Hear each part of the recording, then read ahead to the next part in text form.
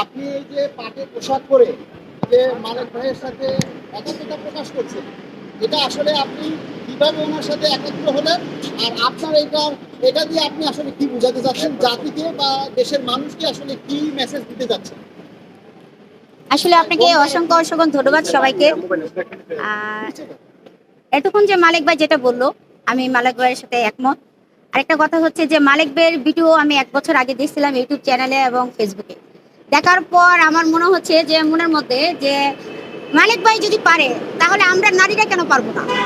এরকম হাজার হাজার শত শত নারী আছে যারা কিছু করতে পারে না। আমার কথা হচ্ছে যে চুপ করে ঘরে বসে না থেকে আসেন একসাথে কাজ করি সোনালী আঁশের জন্য। যদি আমরা কাজ করি দেশে বিদেশে এটা যদি ছড়িয়ে যায় দেশের উন্নতি হবে আমি মনে করি। আর সোনালী হাঁস এমন একটা জিনিস পাটপূর্ণ, যে কোনো পোশাক হোক তৈরি হোক এর মধ্যে যদি একটু কারুকাজ করা হয় আমার মনে হয় ভালোই চলবে। যেরকম বাণিজ্য মেলা বিভিন্ন যে মেলাতে আসে ওখানে যদি ছোটোখাটো একটা স্টল দেওয়া হয়, সেখানে যদি পাটের পণ্য তৈরি পোশাক এখানে দেওয়া হয় আমার মনে হয় ভালোই হবে। আমি মনে করি দেশের উন্নতি হবে। আপনাদের মূল প্রচারণাই হচ্ছে পলিথিন বন্ধ করে পাটের ব্যবসা ব্যবহার করা। হ্যাঁ, পলিথিন নয় আর পাটের পণ্য ব্যবহার। এটাকে দুজন একসাথে বলবো। পলিথিন নয় আর পাটের পণ্য ব্যবহার করবো। পলিথিন নয় আর পাটের পণ্য ব্যবহার। আচ্ছা, পলিথিন নয় আর পাটের পণ্য ব্যবহার। ধন্যবাদ। আপনার নাম কি?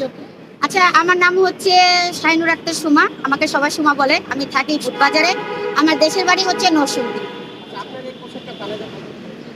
আসলে এটা 1 টাকা বলেন 10 টাকা বলেন, এটা আমার কাছে লাগে যে এটা কোটি টাকার জিনিস, কিন্তু আসলে এটা তৈরি করতে 2000 টাকা খরচ হয়েছে, কারণ আমি নিজে তৈরি করছি। আপনারা এই পোশাকটা যে বানাইছেন, এই পোশাকটা তো আসলে মেসেজ দেওয়ার জন্য, এটা তো সবসময় পরার জন্য না, এটা সবসময় পরার জন্য না। সুন্দর হয়েছে এবং পোশাকটা যে টাকা খরচ হয়েছে এটা আসলে মূল বিষয় না। না, মূল বিষয় না। থ্যাংক ইউ সবাইকে।